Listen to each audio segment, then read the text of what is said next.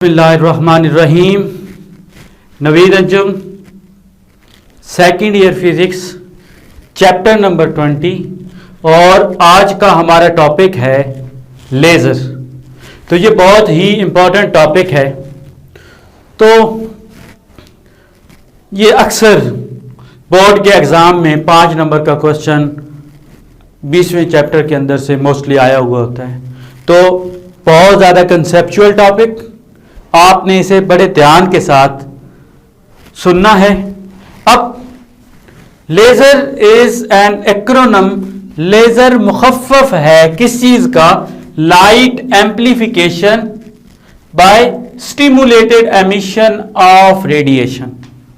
तो लेज़र जो है वो एक्चुअली इसके अंदर क्या हो रहा है, लाइट की एम्प्लीफिकेशन हो रही है, लाइट को पढ़ाया जा रहा है by stimulated emission of radiation.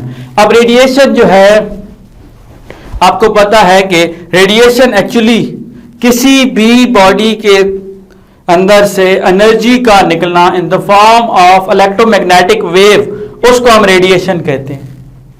तो अब हम इसके अंदर जो काफी सारे कंसेप्ट यूज हो रहे हैं, जो टर्म्स यूज हो रही हैं, उसको हम बारी बारी पहले सारा देखते हैं कि वो क्या हैं, ठीक है। उसके बाद फिर हम इसके मुकम्मल वर्किंग के ऊपर आएंगे। तो सबसे पहली चीज है इंड्यूस्ड अब्जॉर्प्शन। अब हमें पता है कि एक एटम है, एटम के अंदर इलेक्ट्रॉन मूव कर रही हैं और इलेक्ट्रॉन के मुख्तलिफ एनर्जी स्टेट्स हैं। तो अब अगर एक एटम ग्राउंड स्टेट पे है, अब एटम का ग्राउंड स्टेट पे होना का मतलब यह है कि उसके जो सारे के सारे उसके अंदर इलेक्ट्रॉन्स हैं वो सारे ग्राउंड स्टेट के अंदर हैं। और एटम के एक्साइटेड स्टेट में होने का मतलब यह है कि उसके एटम के अंदर कुछ इलेक्ट्रॉन एक्साइटेड स्टेट के अंदर हैं। तो अब किसी भी एटम के कुछ इलेक्ट्रॉन का एक्साइटेड स्टेट में होने का मतलब है कि एटम एक्साइटेड स्टेट में है। तो एक एटम है, उसके इलेक्ट्रॉन जो है वो ग्राउंड स्टेट में है। तो आप क्या करते हैं कि उसकी एनर्जी लेवल के डिफरेंस का एक फोटॉन, आप उनकी जो एनर्जी लेवल का डिफरेंस है E2 माइनस E1, तो एक फोटॉन जिसकी एनर्जी इनके डिफरेंस के इक्वल है, वो आप इसके ऊपर हिट करते हैं। तो क्या होता है कि उस एटम के जो इलेक्ट्रॉन है वो ग्राउंड स्टेट से एक्साइटेड स्टेट के ऊपर चला जाता है। अब अगर इलेक्ट्रॉन एक्साइटेड स्टेट में चला गया तो इसको हम कहेंगे कि फोटॉन उसने ऑब्जॉर्व किया और एटम एक्साइट हो गया। तो ये जो ऑब्जॉर्प्शन है of photon having energy hf, that is the difference between these two energies। तो ये जो फोटॉन है एक्साइट हुआ ऑब्जॉर्ब होने को, तो ऐसी ऑब्जॉर्प्शन फोटॉन की इंड्यूस्ड ऑब्जॉर्प्शन कहते हैं। इंड्यूस्ड ऑब्जॉर्प्शन का मतलब ये है कि हमने खुद से उसे फोटॉन दिया, खुद से उसे माइल किया कि वो एटम एक्साइट हो जाए। तो हमने खुद से बाहर से उसे फोटॉन प्रोवाइड किया जिसकी वजह से एटम एक्साइट हुआ। तो ऐसी ऑब्जॉर्प्शन को इंड्यूस्ड ऑब्जॉर्प्शन, मतलब एटम एक्साइट नहीं होना चाहता, हमने बाहर से उसे फोटॉन दिया जिससे एटम एक्साइट हुआ, खुद ब खुद नहीं हुआ।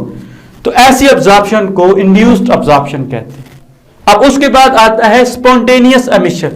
अब फॉर एग्जांपल एक एटम एक्साइटेड है। अब एक्साइटेड होने का मतलब मैं पहले समझा चुका हूं कि उसके जो कुछ इलेक्ट्रॉन्स हैं वो एक्साइटेड स्टेट के अंदर हैं।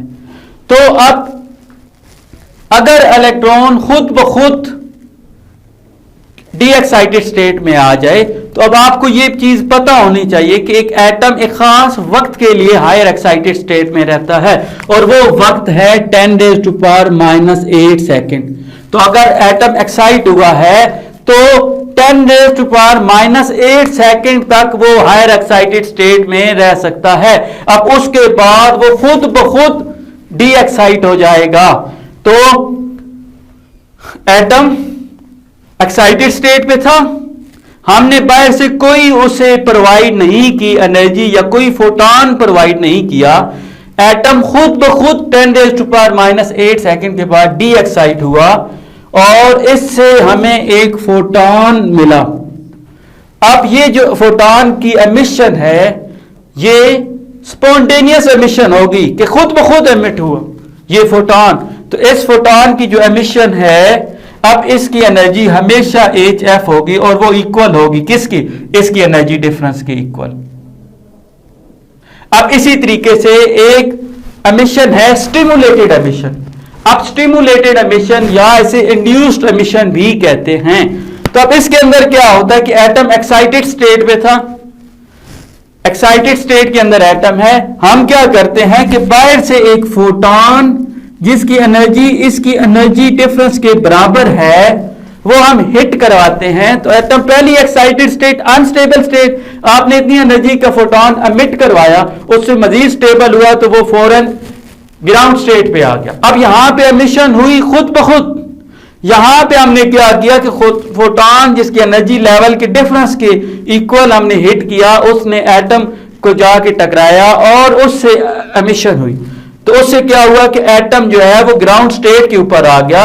अब इससे क्या हुआ कि आपको दो फोटॉन मिले, आपने एक फोटॉन लिया हिट किया, अब उससे क्या हुआ कि एटम भी डी एक्साइट हुआ, इससे एक एमिट हुआ, तो एक से हमें दो फोटॉन मिले। तो इसका मतलब ये हो गया कि ये स्टिमुलेटेड एमिशन है कि हमने खुद उसे स्टिमुलेट किया, खुद उसे इंड्यूस्ड किया कि वो क्या करे, एमिट करवाए खुद ब खुद डी एक्साइटेड स्टेट। अब यहां पे स्पॉन्टेनियस एमिशन एक खास वक्त के बाद उसने वापस आना है। यहां पे क्या हुआ कि एक्साइट किया, फौरन हिट किया, उसी वक्त वो ग्राउंड स्टेट के अंदर आ गया और आपको फोटॉन डबल मिल गए, मतलब एक था तो एक से दो मिल गए। तो अब ये जो स्टिमुलेटेड एमिशन है इससे आपकी लाइट जो है वो क्या हो रही है, डबल हो रही है, तो एम्पलीफाई हो रही है लाइट, ठीक है। तो फोटॉन डबल मिले। तो ये जो है ये हमारा लेजर की प्रॉपर्टीज के अंदर यूज होता है जो हम आखिर पे जाके दे। अब उसके बाद कंसेप्ट है मेटास्टेबल स्टेट। अब इससे पहले तो हमने दो स्टेट सुन रखी हैं, एक होती है ग्राउंड स्टेट जिसमें एटम के सारे इलेक्ट्रॉन ग्राउंड स्टेट के ऊपर होते हैं, एक होती है एक्साइटेड स्टेट और वो एक ऐसी स्टेट है जिसके अंदर कुछ इलेक्ट्रॉन उसके एक्साइटेड स्टेट के होंगे जिससे हम ये कहेंगे कि अब एटम एक्साइटेड स्टेट में है।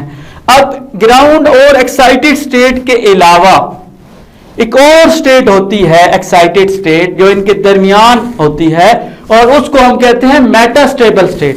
अब मेटास्टेबल स्टेट एक ऐसी स्टेट है जिसके अंदर इलेक्ट्रॉन जो है वो एक्साइटेड स्टेट में ज्यादा टाइम के लिए रह सकता है। अब हमने देखा कि एक्साइटेड स्टेट 10⁻⁻8 सेकंड के बाद उसने खुद ब खुद आना है ग्राउंड स्टेट के ऊपर। अब ये मेटास्टेबल स्टेट ऐसी स्टेट है जिसके अंदर आपका एटम जो है या इलेक्ट्रॉन जो एक्साइटेड स्टेट में है ज्यादा टाइम के लिए रह सकता है, और वो ज्यादा टाइम कितना है 10⁻³ सेकंड।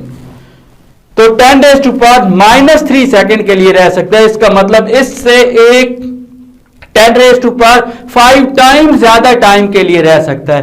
तो ऐसी स्टेट को हम मेटास्टेबल स्टेट कहते हैं और ये हमारी यूज होगी लेजर के जब हम इसकी वर्किंग को देखेंगे। तो मेटास्टेबल स्टेट ऐसी स्टेट है जहां पे आपका एटम या इलेक्ट्रॉन हाई एक्साइटेड स्टेट के ऊपर ज्यादा टाइम के लिए रह सकता है और वो टाइम कितना है 10⁻³ सेकंड। अब इसके बाद कंसेप्ट है नॉर्मल पॉपुलेशन। अब नॉर्मली क्या होता है कि अगर आपके पास 100 एटम हैं तो मोस्टली जो है वो ग्राउंड स्टेट पे होंगे और इक्का दुक्का जो है वो आपके एक्साइटेड स्टेट पे होंगे। अब जब number of atom in the ground state ज्यादा होगी number of atom in the excited state, तो ऐसी पॉपुलेशन को हम नॉर्मल पॉपुलेशन कहते हैं। मतलब कि number of atom in the ground state हमेशा ज्यादा होता है number of atom in the excited state. जब ये केस आ जाए कि number of atom in the ground state ज्यादा हो number of atom in the excited state, तो ऐसी पॉपुलेशन को हम नॉर्मल पॉपुलेशन कहेंगे। अब उसके बाद है पॉपुलेशन इन्वर्जन।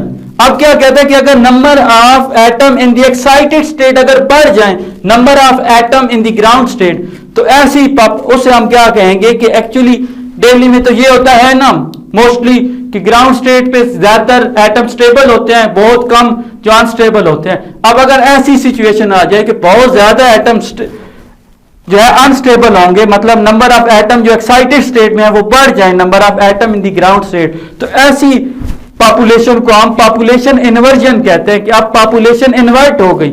ऐसा जो है वैसे तो नहीं होता ना कि atom in the ground state ज्यादा हो गए, अब अगर यही इन्वर्ट हो जाए, उलट हो जाए काम कि number of atom in the excited state ज्यादा हो जाए, तो उसको हम क्या कहेंगे? Population inversion.